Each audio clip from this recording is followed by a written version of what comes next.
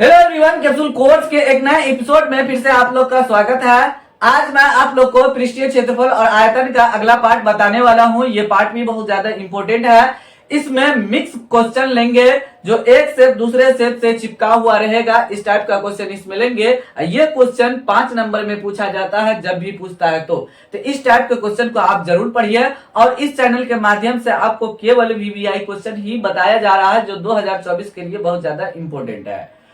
और इस चैनल के माध्यम से अभी तक जितना क्वेश्चन आपको बताया जा चुका है आपके सेंटर एग्जाम में जरूर टकराया होगा। जो टाइप आपको हम बता रहे हैं और जो बता रहे हैं तो उसको आप जरूर पढ़िए, ध्यान से पढ़िए और वीडियो को पूरे शुरू से लेकर के अंत तक जरूर देखिए बिना स्किप किए हुए। अगर चैनल पे आप पहली बार आए हैं तो चैनल को सब्सक्राइब करके बेल आइकन को प्रेस करके ऑल नोटिफिकेशन को ऑन कर दीजिए ताकि आपको लेटेस्ट वीडियो को नोटिफिकेशन समय समय पर मिलते रहे। चलिए तो आज का वीडियो हम शुरू करते हैं और देखते हैं कि वीवीआई क्वेश्चन कौन है जो 2024 के लिए बहुत ज्यादा इंपॉर्टेंट है। देखिए तो पहला नंबर यहाँ पे क्वेश्चन दिया हुआ है, दो घनों जिसमें प्रत्येक का आयतन 64 सेंटीमीटर क्यूब है के संलग्न फलकों को मिलाकर एक ठोस बनाया जाता है, इससे प्राप्त घनाभ का संपूर्ण पृष्ठीय क्षेत्रफल ज्ञात करें। तो यहाँ संपूर्ण को कभी कभी कुल पृष्ठीय क्षेत्रफल भी बोल दिया जाता है, तो ये आपको ध्यान देना है। सबसे पहले यहाँ पे दो घन जो संलग्न मतलब जुड़ा हुआ है उसको हम क्या करते हैं, फिगर बनाते हैं। यहाँ पे सबसे पहले यहाँ दो घन को क्या किया है, जोड़ दिया गया है। तो आप सबसे पहले यहाँ पे चित्र बनाएंगे और उसके बाद उसको हम सॉल्यूशन करेंगे। तो सबसे पहले एक घन बनाते हैं, उसके बाद हम बताते हैं कि दूसरा घन किस तरीके से हम बनाएंगे। देखिए तो सबसे पहले एक वर्ग बना लीजिएगा। इस तरीके से इसको क्या कीजिए, अंदर में एक और वर्ग बनाइए। अंदर बना इस कोना को इससे मिलाइए और इसको इससे मिलाइए, इसको इससे मिलाइए, इसको इससे मिलाइए। यही हुआ, ये घन है, इसका आयतन दिया हुआ है। यहाँ तक क्या हो जाएगा, ये इसका भुजा हो जाएगा। तो भुजा इसमें दिया हुआ नहीं है, हमको कैलकुलेट करना है। अगला जो घन है यहाँ पे एक और, तो हम क्या करेंगे, ये वाला सबसे लास्ट वाला और ये वाला और ये वाला को आगे बढ़ाएंगे, एक्सटेंड करेंगे। तो ये ध्यान देना है, ये ज्यादा आगे है ये और ये, तो हम क्या करेंगे, इस तरीके से आगे इसको हम बढ़ा देते हैं। ये ध्यान देना है। देखिए किस तरीके से हम घन बना रहे हैं, बहुत ही इजी है, इजी से बना सकते हैं। उसके बाद देखिए ये जो है ये वाला और ये वाला है, लाइन जो आया है तो ये है बहुत पीछे है, तो हम थोड़ा इसको पीछे ही रखेंगे और उसके सामने में इसको रखेंगे। आपस में इसको क्या कीजिए, फिर से मिला दीजिए। देखिए मिल गया। उसके बाद इसको इससे मिलाइए, इसको इससे मिलाइए। देखिए दो संलग्न जो घर दिया हुआ था तो ये आपस में मिल गया। देखिए इस तरीके से हो गया। ये भी यहाँ से यहाँ तक क्या है, ए है, दो घन हो गया जिसका भुजा ए है, प्रत्येक का भुजा ए है। तो यहाँ पे और ये भी यहाँ से यहाँ तक ए है। तो अब देखिए जब दोनों घन मिला, यहाँ से यहाँ तक ये हो गया एल हो गया, यहाँ से यहाँ तक क्या हो गया, एल हो गया। तो एल हमको क्या करना पड़ेगा, निकालना पड़ेगा। ये लंबाई हो गया, दोनों घन जोड़ दिए तब। यहाँ पे हम लिखते हैं लंबाई चौड़ाई और ऊंचाई इसका एक समान है यहाँ पे अभी फिलहाल। अब बाद में हम क्या करेंगे, लंबाई कैलकुलेट करेंगे तो वो घनाभ बन जाएगा। तो घनाभ का हम क्या करेंगे, कुल पृष्ठीय क्षेत्रफल निकालेंगे। तो यहाँ पे हम क्या करते हैं, मान लेते हैं, माना कि घन की भुजा बराबर घन की भुजा बराबर भुजा बराबर ए मान लेते हैं। और घन का आयतन का फॉर्मूला लिखेंगे, यहाँ आयतन दिया भी है तो पहले लिख लेते हैं। घन का आयतन बराबर घन का आयतन बराबर कितना दिया है, 64 सेंटीमीटर क्यूब दिया हुआ है। घन का आयतन होता क्या है, तो भुजा क्यू होता है। उसके बाद हम क्या करेंगे, 64 यहाँ पे लिख देंगे। उसके बाद ए बराबर, उसके बाद करनी में ये 3 यहाँ एक करनी में आ जाएगा तो 64 लिखेंगे। उसके बाद अब हम ऐसे लिख सकते हैं, ए बराबर रूट करनी में 3 लिखेंगे और 4 गुना 4 लिख सकते हैं। अब देखिए अब ये करनी में 3 है तो 3 का जोड़ा मिलेगा, मतलब घनमूल निकल रहा है तो 3 में से 1 निकलेगा। तो इसीलिए ए बराबर कितना हो जाएगा, 4 हो जाएगा, 4 सेंटीमीटर। यह घन की भुजा निकल गया। घन की भुजा बराबर 4 सेंटीमीटर निकल गया। घनाभ की लंबाई बराबर घनाभ की लंबाई बराबर लंबाई मतलब L बराबर कितना हो गया, 4 + 4 बराबर 8 सेंटीमीटर हो गया। चलिए उसके बाद बगल में सॉल्यूशन करते हैं हम। ये हो गया, तो घनाभ की लंबाई कितना निकल गया, 8 सेंटीमीटर निकल गया। यहाँ पे भी लिख देते हैं 8 सेंटीमीटर हो गया। और बी चौड़ाई हो जाएगा 4 सेंटीमीटर, जो पहले दिया हुआ था, सिर्फ लंबाई चेंज होगा, चौड़ाई और ऊंचाई सेम रहेगा, 4 सेंटीमीटर ही रहेगा। तो घनाभ का क्या करेंगे, संपूर्ण पृष्ठीय क्षेत्रफल निकालेंगे। तो लिखेंगे घनाभ का संपूर्ण पृष्ठीय क्षेत्रफल बराबर। अब देखिए क्षेत्रफल लिखना बहुत ज्यादा इजी है। तो अब क्या कीजिए, जैसे एल बी एच इस तरीके से लिख दीजिए और दो दो करके गुना कर दीजिए। तो एल बी प्लस और बीच में जोड़ लिखते जाइए, बी एच जोड़ एल एच कर दीजिए और ब्रैकेट में बंद करके बाहर से 2 लगा दीजिए। इस तरीके से ये हो जाएगा संपूर्ण पृष्ठीय क्षेत्रफल। तो यहाँ उतना स्पेस नहीं है तो हम नीचे लिखते हैं, थोड़ा ध्यान देना है आपको। यहाँ पे लिखेंगे ये जो दिया हुआ है L B plus B H plus L H हो जाएगा और 2 लगा देंगे। उसके बाद यहाँ से वैल्यू को पुट करेंगे। तो एल का मान कितना है, 8 इंटू बी का मान 4 प्लस 4 गुना 4, बी का मान भी 4 और एच का मान भी 4 है। फिर 8, एल का मान 8 है और एच का मान 4 है। इस तरीके से हम लिखेंगे। उसके बाद 2 इंटू 8 चौक कितना हो गया, 32 प्लस 4 चौक 16 प्लस 8 चौक कितना हो गया, 32 हो गया। अब सबको जोड़ेंगे और 2 से मल्टीप्लीकेशन कर देंगे तो हो जाएगा 32 और 32 64 हो जाएगा। और 64 में हम क्या करेंगे, 16 जोड़ देंगे, 6 4 10 का 0 हो गया, 6 1 7 1 8 हो गया, 80 हो गया। तो यहाँ पे 80 लिख देंगे। उसके बाद 8 दूना 16 160 क्या हो जाएगा, सेंटीमीटर स्क्वायर हो जाएगा। क्योंकि क्षेत्रफल निकाल रहे हैं इसलिए मेरा ऐसा स्क्वायर लिखना जरूरी है। यहाँ पे मात्रक लिखना बहुत ज्यादा इंपॉर्टेंट है, अगर नहीं लिखेंगे तो फिर पता नहीं चलेगा। इस एपिसोड का दूसरा नंबर क्वेश्चन यहाँ पे लिए हैं। दूसरा नंबर क्वेश्चन में लिखा हुआ है एक गोले का व्यास 6 सेंटीमीटर है, इसे पिघलाकर 0.2 सेंटीमीटर व्यास वाला एक तार बनाया जाता है, तो तार की लंबाई मीटर में ज्ञात करें। ये ध्यान देना है आपको, इसमें 2 सेट दिया हुआ है, एक गोला है, एक तार की लंबाई कह रहा है। तो तार किस रूप में रहता है, बेलन के रूप में रहता है, ये आपको समझना है। तार हमेशा बेलन रूप में रहता है। तो एक गोला है जिसका व्यास दिया हुआ है, कितना दिया है, यहां से लेकर ये यहां तक व्यास दिया है 6 सेंटीमीटर। तो त्रिज्या निकालना पड़ेगा।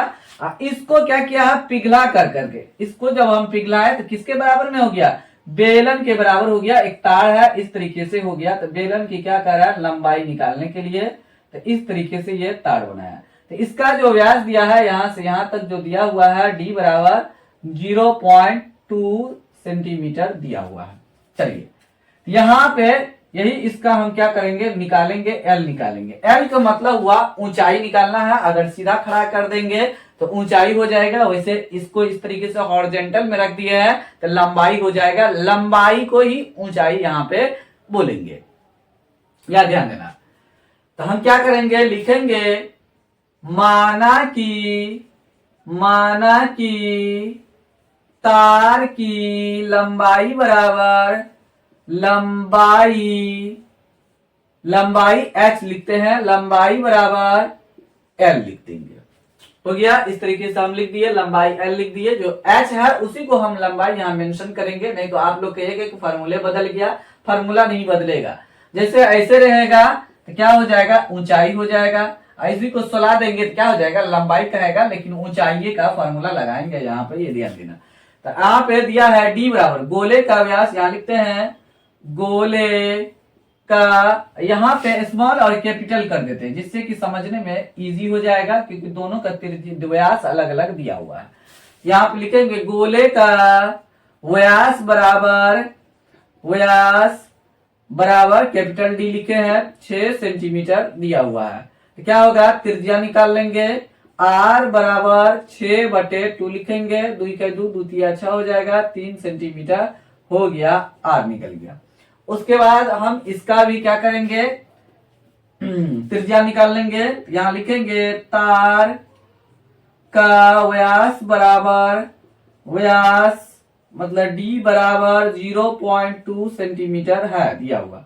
तो r बराबर हम क्या करेंगे, निकाल लेंगे 0.2 बटे 2 कितना हो जाएगा, 0.1 हो जाएगा। तो r बराबर, इसीलिए r बराबर 0.1 सेंटीमीटर हो गया। चलिए निकल गया। और एक बात हमेशा इसमें ध्यान रखना है, जब एक शेप से दूसरे शेप में कन्वर्ट करेगा तो हमेशा आयतन उसका बराबर होगा, ये ध्यान देना है। हम इसको बराबर कर रहे हैं, कब बराबर होगा, जब इसका ये जो गोला है इसको पिघला करके किसमें, तार के रूप में उसको ढाला गया है, तो हमेशा उसका आयतन बराबर रहेगा। तो आयतन का फॉर्मूला दोनों को लगाएंगे तो लिखेंगे गोले का आयतन, गोले का आयतन बराबर तार का आयतन, आयतन लिखेंगे, तार का आयतन। तार किस रूप में है, बेलन के रूप में है, तो बेलन का आयतन का फॉर्मूला यहां लगाएंगे।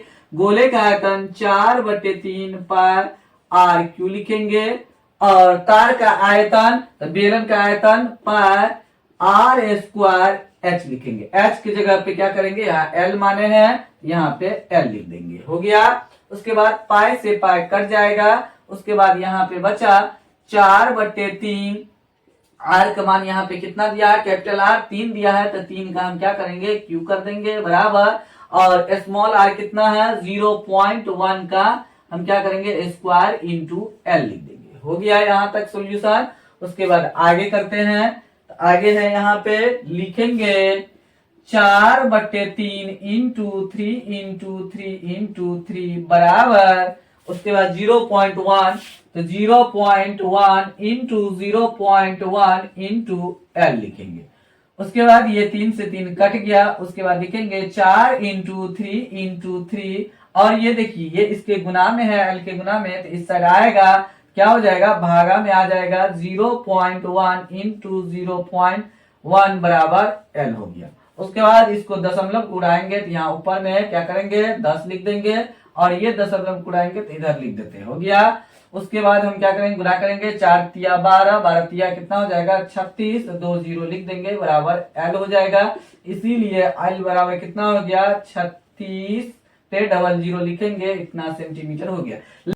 लेकिन यहाँ पे कह रहा तार की लंबाई मीटर में कह रहा ज्ञात करने के लिए, तो हम क्या करेंगे, 100 सेंटीमीटर का 1 मीटर होता है, तो 100 से भागा दे देंगे, तो एल बराबर 300 बटे 100 लिख देंगे, तो क्या हो जाएगा, यहाँ पे ये मीटर में कन्वर्ट हो गया, इसीलिए एल बराबर कितना होगा, 36 मीटर हो गया। तार की लंबाई हो जाएगा, तार की लंबाई बराबर, लंबाई एल बराबर कितना हो गया, 36 मीटर हो गया। इस तरीके से हम क्वेश्चन को सोल्यूशन करेंगे। तो ये ध्यान देना है, एक शेप से जब दूसरा शेप में कन्वर्ट होगा तो हमेशा उसका आयतन बराबर रहेगा। तो हमेशा वीडियो को पूरे ध्यान से देखिए, शुरू से लेकर के अंत तक, तभी आप 100% एग्जाम में क्वेश्चन बना पाएंगे, अन्यथा आपको बहुत ज्यादा प्रॉब्लम क्रिएट हो सकता है। और इस चैनल को आप ग्रो करने में हेल्प भी जरूर कीजिए। आपको अगर ये वीडियो अच्छा लग रहा है तो चैनल को आप जरूर सब्सक्राइब करके बेल आइकन को प्रेस करके ऑल नोटिफिकेशन को ऑन कर दीजिए, और साथ साथ वीडियो को लाइक कीजिए और अपने दोस्तों के साथ शेयर जरूर कीजिए, ताकि चैनल जल्द से जल्द ग्रो हो सके। और तीसरा नंबर क्वेश्चन यहाँ पे लिए हैं। तीसरा नंबर क्वेश्चन में लिखा हुआ है, किसी ठोस घनाभ जिसकी विमाएं, विमाएं का मतलब हुआ लंबाई, चौड़ाई और ऊंचाई, ये हो गया लंबाई, चौड़ाई, ऊंचाई है, को पिघलाकर 3 सेमी व्यास वाला कितने गोले बनाए जा सकते हैं। तो इसमें कह रहा है कि एक घनाभ है जिसकी लंबाई, चौड़ाई और ऊंचाई दिया हुआ है, और उसको पिघला करके 3 सेंटीमीटर व्यास वाला कितने हम छोटा छोटा गोला बना सकते हैं, ये कह रहा है। ये ध्यान देना है आपको। इसमें लंबाई, चौड़ाई, ऊंचाई दिया हुआ है, ये घनाभ है एक, यहाँ पे आपको बता रहे हैं, इस तरीके से दिया हुआ है क्वेश्चन में, यहाँ पे इस तरीके से कह रहा है। ये लंबाई है 9 सेंटीमीटर। अब ये है, ये ध्यान देना है, सबसे बड़ा है तो ये लंबाई में ले लेते हैं 12 सेंटीमीटर, ये हो गया 11 सेंटीमीटर, और ये हो गया 9 सेंटीमीटर। हम इस तरीके से लिख देंगे, किधरों से आप लिख सकते हैं, आपका आंसर सेम आ जाएगा, कोई दिक्कत नहीं होगा। अब देखो इसको पिघला करके क्या कर रहा है, एक गोला बना रहा है छोटा छोटा, जिसका व्यास है कितना, डी बराबर दिया है 3 सेंटीमीटर दिया हुआ। मतलब एक छोटा छोटा गोला बना रहे हैं ये घनाभ का, तो कितना गोला बना सकते हैं, तो ये इसका आयतन अब बट्टे हो जाएगा, एक गोले का आयतन हो जाएगा। तो यहाँ पे लिखेंगे घनाभ, घनाभ की लंबाई बराबर, लंबाई L बराबर कितना है 12 सेंटीमीटर ले लेंगे, और घनाभ की चौड़ाई बराबर, घनाभ की चौड़ाई बराबर B इक्वल टू लिखेंगे 11 सेंटीमीटर, और घनाभ की ऊंचाई बराबर, ऊंचाई बराबर 9 सेंटीमीटर लिख लेंगे। हो गया। उसके बाद गोले का व्यास लिखते हैं, गोले का व्यास बराबर डी लिखेंगे, व्यास बराबर 3 सेंटीमीटर, और तो गोले का त्रिज्या लिखेंगे, गोले का त्रिज्या या गोले की त्रिज्या बराबर, त्रिज्या आर बराबर डी बटे 2, 3/2 हो जाएगा, इतना सेंटीमीटर आ गया। तो हम क्या करेंगे, क्या पूछ रहा है, कितने गोले बनाए जा सकते हैं, तो गोले की संख्या बराबर, गोले की संख्या बराबर, यहां लिखेंगे घनाभ का आयतन, घनाभ, घनाभ का आयतन, आयतन बटे गोले का आयतन, गोले का आयतन लिख लेंगे, आयतन लिख लेंगे। उसके बाद यहाँ पे हम सॉल्यूशन करते हैं, बगल में घनाभ का आयतन होता है L गुना B गुना H होता है, और बट्टे में लिखेंगे गोले का आयतन 4/3 पाई R³ लिख लेंगे। हो गया। अब यहाँ पे क्या करेंगे, वैल्यू को पुट करेंगे, तो L कितना दिया है, यहाँ पे लिखे हैं 12 × 11 × 9 बट्टे 4/3 × 22/7 × R का मान कितना है 3/2, तो 3/2 का क्यू करेंगे। उसके बाद हम क्या यहाँ पे लिखेंगे 12 × 11 × 9, और नीचे में है 4/3 × 22/7 × 3/2 × 3/2 × 3/2 लिख देंगे। हो गया। इस तरीके से हो गया। यहाँ भी कट कर सकते हैं, लेकिन हम आगे कट करेंगे जिससे कि इजी हो जाए हमको बनाने में। यहाँ देखिए नीचे वाला में बट्टे का बट्टे दिया है, मतलब 4/3 और 22/7 इस तरीके से दिया है, तो नीचे वाला को हम क्या करेंगे, पलट देंगे, तो इजी हो जाएगा। यहाँ 12 × 11 × 9 है, और इंटू 3/4 इंटू 7/22 इंटू ये हो जाएगा 2/3 इंटू 2/3 इंटू 2/3 लिखेंगे। अब कट कीजिए, देखिए यहाँ पर 2 इकाई 2, 2 दूना 4, 2 इकाई 2, 2 इकाई 2 कट गया, 2 इकाई 2, 11 दूनी 22 हो गया। देखिए ये 11 से ये 11 कट गया, देखिए 3 इकाई 3, ये 3 से 3 कट गया, 3 इकाई 3, 3 तिया 9 हो गया, 3 इकाई 3, 3 चौका 12 हो गया। तो बचा क्या मेरा, यहाँ बचा ये 4 बचा, 3 बचा और 7 बचा है, बाद बाकी सब कट चुका है। तो 4 × 3 × 7 हो जाएगा। उसके बाद गुना कीजिए, 4 तिया 12, 12 सत्ते कितना हो जाएगा, 84 हो जाएगा। तो गोले की संख्या हो गया, यहाँ लिखेंगे गोले की संख्या बराबर 84 हो गया। यहाँ मीटर सेंटीमीटर नहीं लिखना है, संख्या मीटर सेंटीमीटर में नहीं रहता था, ये ध्यान देना है। ऐसा नहीं हो कि लास्ट में आप मीटर या सेंटीमीटर लिख दें तो हो जाएगा, गलत हो जाएगा। आपका आंसर सही आने के बाद भी क्या हो जाएगा, मात्रक इसमें नहीं लिखा था, ये आपको ध्यान रखना है। चलिए, तो आपको ये वीडियो अच्छा लगा होगा, आपको बहुत अच्छे तरीके से समझ में आ गया होगा, आशा करते हैं। अगर आपको वीडियो समझ में आया और अच्छा लगा तो वीडियो को जरूर लाइक कीजिए और अपने दोस्तों के साथ शेयर कीजिए और चैनल को ग्रो करने में हेल्प कीजिए। वीडियो को पूरा देख करके बिना स्किप किए हुए, और चैनल को सब्सक्राइब करके बेल आइकन को प्रेस करके ऑल नोटिफिकेशन को ऑन भी कर दीजिए, ताकि आपको लेटेस्ट वीडियो को अपडेट समय समय पर मिलते रहे। चलिए, तो फिलहाल वीडियो को यहीं समाप्त करते हैं, मिलते हैं इसके अगले वीडियो में। अगले टाइप में जो वायरल क्वेश्चन होगा सिलेक्ट करके आपको इस चैनल के माध्यम से बताया जाएगा, जो 2024 के लिए इम्पोर्टेंट होगा। वही आपको बताया जाएगा इस चैनल के माध्यम से। तब तक आप लोग इस चैनल को देखते रहिए, मस्त रहिए, आबाद रहिए, एंजॉय लेते रहिए और चैनल को ग्रो करने में हेल्प जरूर कीजिए। Thanks for watching this video.